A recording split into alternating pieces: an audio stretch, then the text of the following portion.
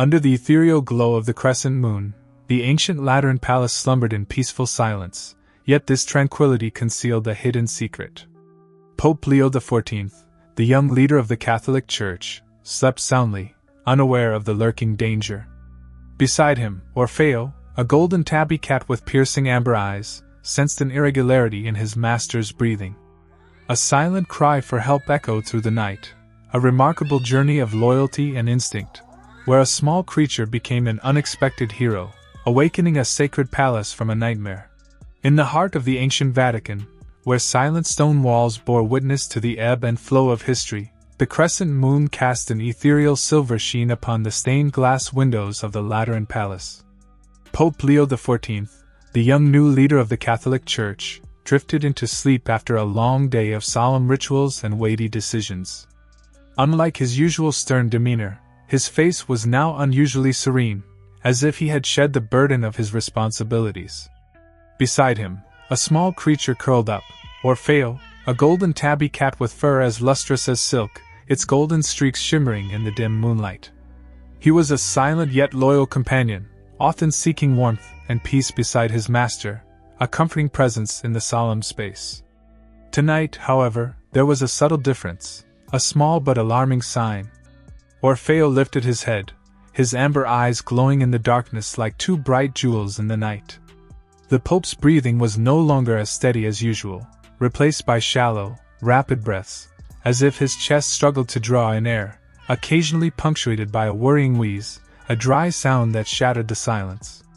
An indescribable restlessness spread through Orfeo's small body, a sign of instinct awakening to an impending danger, an anxiety that human language could not fully express.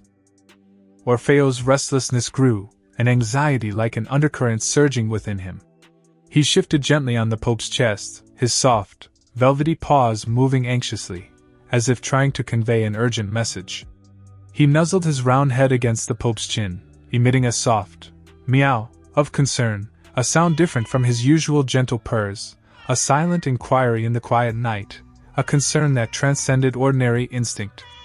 But the Pope remained still, deep in a seemingly endless sleep, a slumber as heavy as if shrouded in darkness. Orfeo persisted, gently nudging the young Pope's cheek with his small head, a tender but determined attempt to rouse him. Still, there was no response. The wheezing breaths continued, sounding weaker and more helpless, like a flame flickering out in the night. Orfeo's intuition warned him that something was wrong, a sense of unease like a warning. He began to truly worry, an anxiety that only creatures close to their instincts could feel. He moved more quickly across the Pope's chest, then used his front paws to lightly tap the Pope's lips, his tiny claws trying to awaken the sleeping man, a desperate effort. When the Pope still showed no sign of waking, and his breathing became increasingly labored, Orfeo decided to act, a decision driven by love and loyalty. He jumped off the bed, landing silently on the cold stone floor, then looked up at the high bed, emitting a long, urgent meow, a cry for help that echoed through the surrounding silence, a sound that shattered the peaceful night. Hearing his own urgent cry echo in the silent room, Orfeo did not hesitate, not for a moment. He knew, with a mysterious understanding beyond human language, that something terrible was happening to Pope Leo XIV, a danger was lurking. Instinct, powerful and unwavering, urged him to act, to seek help, to break the deathly silence. The golden tabby cat darted out of the bedroom, his small paws swiftly moving down the cold marble hallway, his steps as nimble as a dancer in the night.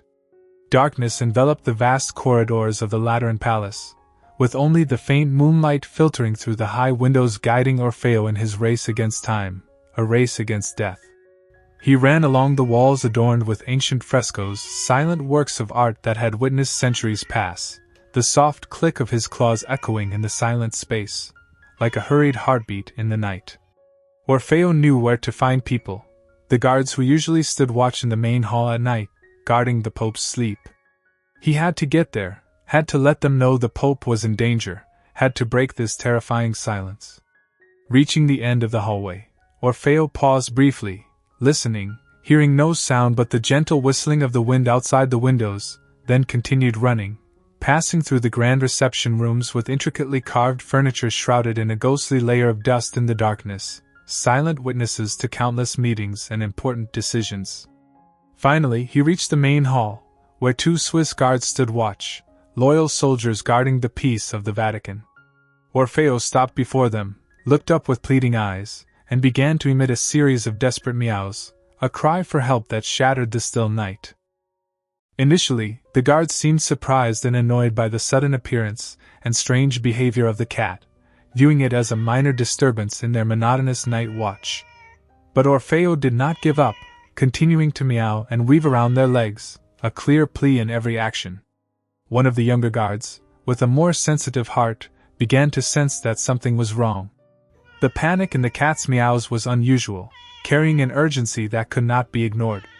Orfeo sensed their hesitation and tried to lead them towards the Pope's bedroom, like a small guide trying to convey an important message.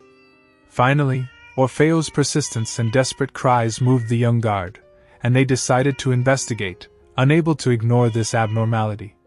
They cautiously moved down the hallway, with Orfeo leading the way, darting ahead and then pausing to wait, like a dedicated guardian guiding his rescuers.